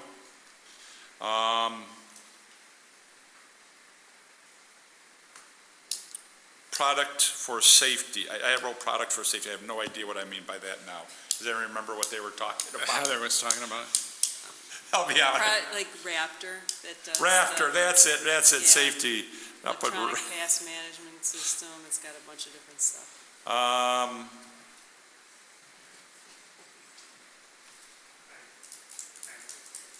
What's that? Where is that one on the list? I remember the conversation. Where would you find product for safety? I would say April would probably be a good month for that, that's okay, because it could still get in place for the following year.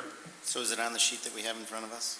Thank That's you. what I wrote down of someone was talking about, but I don't have anything for April yet. Ah.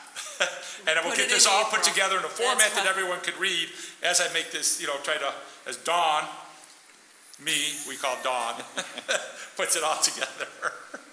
The labor of love. So we'll look at that, and so I'll get that out in a Friday message, probably not this Friday, because I have a conference the next 2 days, so, and we're having a board meeting tonight, so probably the next Friday.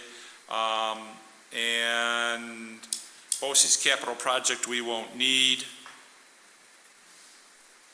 The scheduling and choice, we could do, I don't see anything in April, we could do that in May. Does that work, May? Because I don't see anything in May yet. And we'll have to add some more for Don in here, but then we have the board goals, self-evaluation, which would be June. And the Boys and Girls Club I would cross off because they're the ones who came in and asked about that. So is everyone kind of okay with my brainstorm here, working with you? And Dawn will get it all cleaned up. Thank And- you. Yes, You you can- have to remember, things are going to come up through the course Things of will the come year. up, yeah. All right, so we have a framework to work from. All right, thank you. Thank you for taking the time. And I like how we get this together ahead of time where we're not making things up. What do we do next month? Yep. Item number 4, board discussion about unified sports. Doug? Yeah.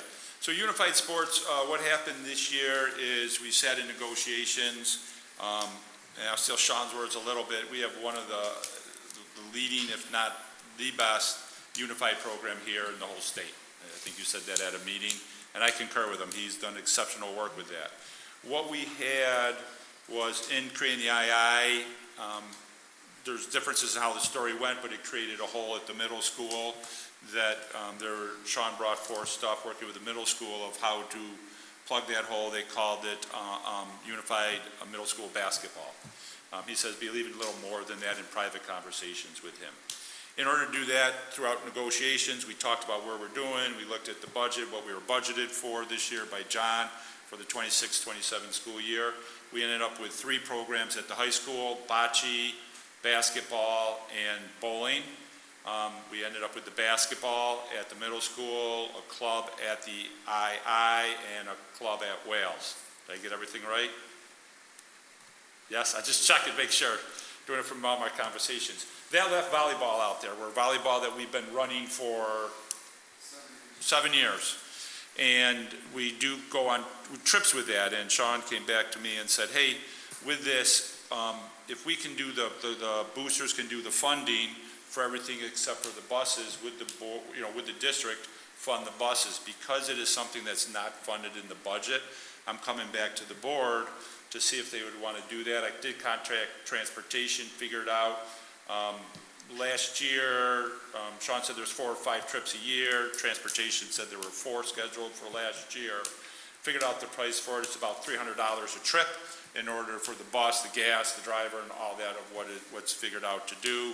You can multiply that by 4 or 5 and get the number. And he is asking, would the board fund that so Unified could still do the volleyball? We would need an answer on that because there's a thing go tonight, because that also goes in with scheduling, because of the gym space that he would need and what they need for other sports for the athletic director to make sure there's space. The only concern I have with that, well, obviously John will say it's not budgeted, but I would say too, if we do this for one group, what other groups would come in afterwards and ask for a similar consideration, which means, by all means, the board can always say no to other considerations, so it doesn't force you to do anything, but it does pose that question. So I'll turn it over to you guys for discussion of what you would like. And Sean is here, so,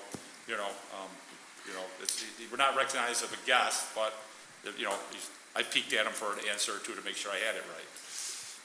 My initial feeling would be to support it, and I think in general, I think that people are going to want, extra groups are going to want trips, and I think that that's something we would just look at the time. I think it's anything that we can do reasonable to provide opportunity for the students, is something that's important.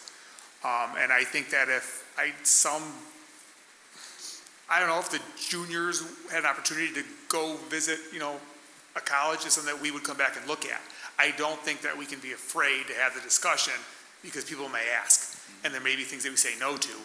I just Well, think. that's good, because I put it on here without thinking you'd be afraid to have the discussion. Well, but I'm saying in the future, so if we say yes to this one, and then if the only negative drawback, yes, there's the $1,200 that, 55 other groups may ask, well, there may be, and maybe we agree to 10 of 55, or maybe we agree to 55. Just having that concern isn't enough to scare me away from this one.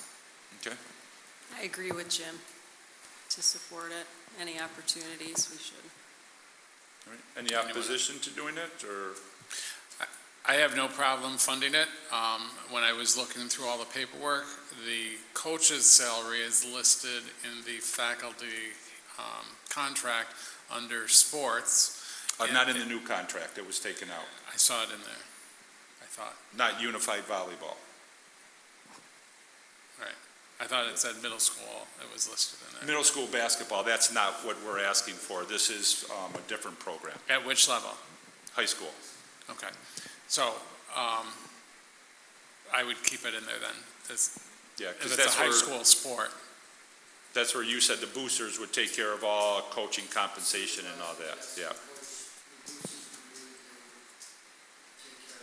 Yeah, Okay. what he said, because he didn't have a mic, is boosters agreed to take care of everything except for the busing. I think because of the minimal impact and the good that it does and just Okay. recognizing it, I'm for it, for sure.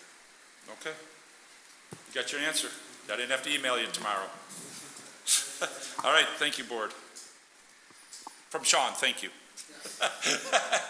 You don't have a mic.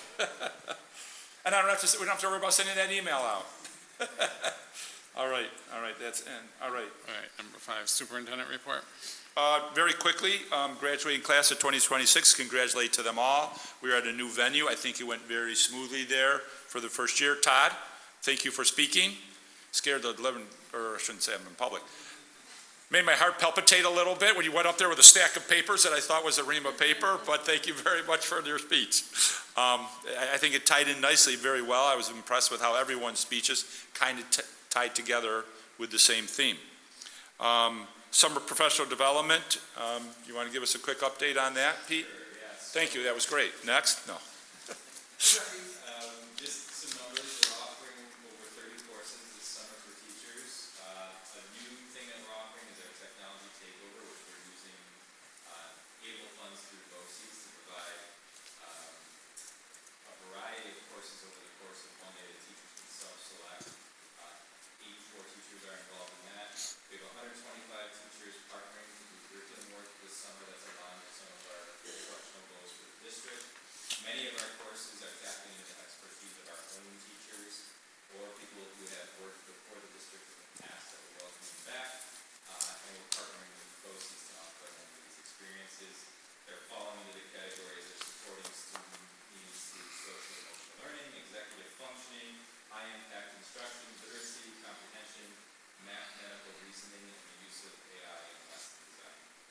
So we've already had 10 sessions since the 4th of July, very well attended, and it's been a great job so far. Thank you. Any other questions? All right. We don't have any recognition of guests? No. All right. Item number 7, discussion on agenda items 9.01 through 16.18. Any questions? I don't have any questions, but I just want to have a few thank yous. Kathy Zamorik, Allison Kiblin, or their dedication to the district through retiring from the district. Also, I think Doug mentioned her earlier, Alexis Langhire, our assistant principal at the high school, to thank her and wish her the best as she moves on to a new position. We do have some new teachers coming in, so I'd like to welcome them. Jack Del Rosa, who's going to be joining us as technology teacher. Olivia Ippolito is going to join us in 5th grade. Jamie Kempf, who's going to be joining us in kindergarten. And Caroline Foshag, who is going to be our new nurse at Marilla. So welcoming them to Iroquois. I just kind of wanted to piggyback on two things that David mentioned. One, I do want to thank Alexis Langhire. I think she did a lot for the district. I mean, the graduation that we just came from, she helped organize that and run that. And usually what she did was very well, congratulate her, obviously in a new role, but she's going to be missed. And then it was in here. I just want to, once again, thank Henry for the time he put in last year and for his, graciousness in realizing that it's something that he can't do, that he stepped aside when he did. I don't know if it's the right time to jump in, but I just got back from that Europe trip, and Rich Violante, I can't even say enough for the 20 years worth of things he did. I wish I had learned about it earlier.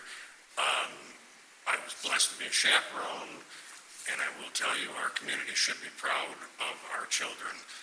I don't remember having to tell anybody to change what they were wearing because it wasn't appropriate. Only a couple of them had to be corralled, but their kids, God bless them, they should have been. But for the most part, getting 73 people with our 2 chaperones on and off the high-speed train, it was way smoother than I ever would have dreamed. So a ton of kudos to Rich for 10 trips over 20 years, and I just want to thank the community for raising good kids. Actually, I'd piggyback on that a little bit. What I like to thank him the most about is because I think it's so valuable to go on trips like this and see outside the community, is him working to turn that over, to transition it so it doesn't end. I think that is invaluable when you can set something up and also develop a transition plan to move it, to keep it going. So, thank you to him. And Pete, I know he'll be in training this summer. If you could extend that to him, that would be great. Just one comment on the personnel items where people are taking leaves. Can we, in the future, use an employee number instead of the names within the agenda? Just wondering, I've seen other districts where they've had like We'll ask the lawyer on that a one. number instead of the person's name. That way, the public doesn't need to know who's taking a leave of absence, who's going out.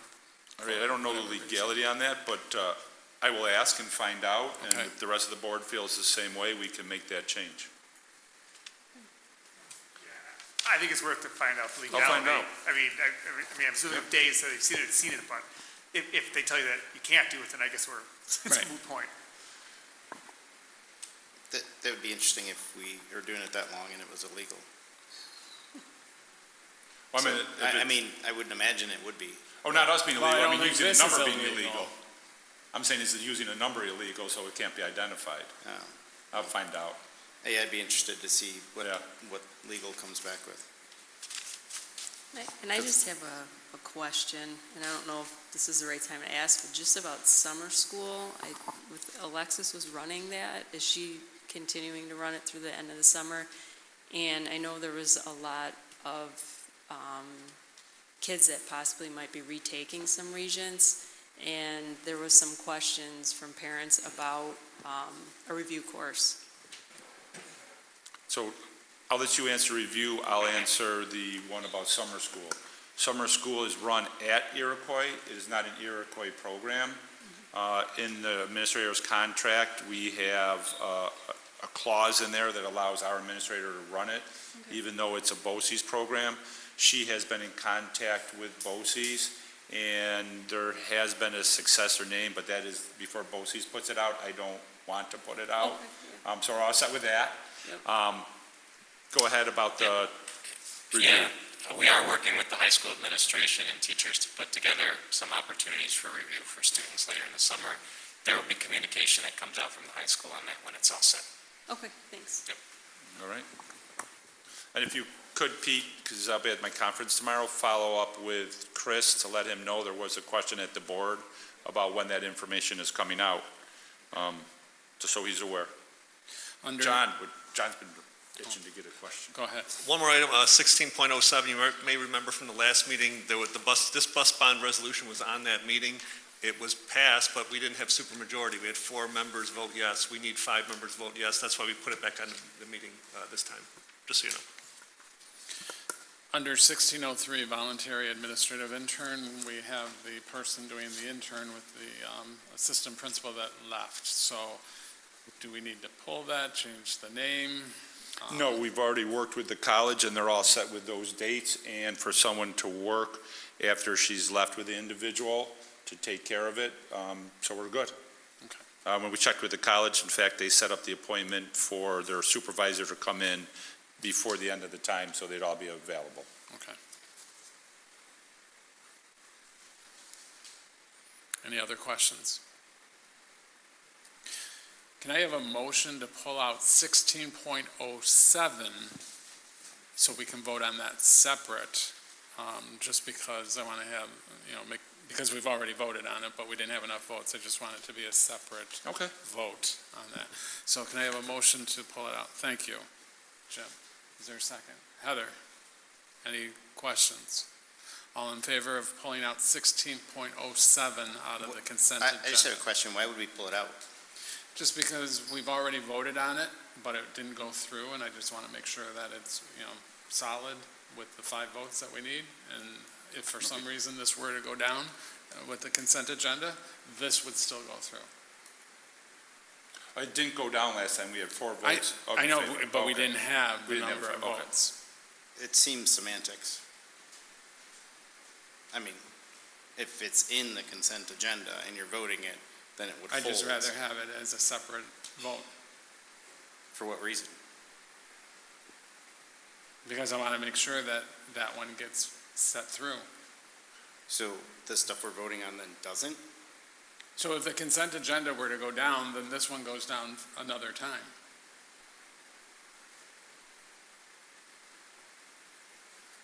That's preemptive. Preemptive thinking. I don't like that. All right, well, the question is, do we have a first or a motion? To remove, Heather We have had a- first. Jim was first and you were second. Oh, you were second. Okay, So we have a first and a second. all right. And we had questions, any other questions? All in favor to remove 16.07 and vote separate on that? All in favor? Opposed? Thank you. All right, so can we have a motion then for 9.01 through 16.18 with, and we've already pulled out 16.07. Is there a motion? Jim, second? Heather? All in favor? Opposed? Abstentions? And now we'll go back to 16.07, the bus bond resolution. Is there a motion? Second? Heather? All in favor? Opposed? All right. Thank you.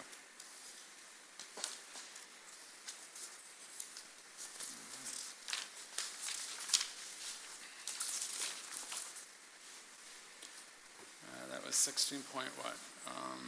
17. Through 18, okay.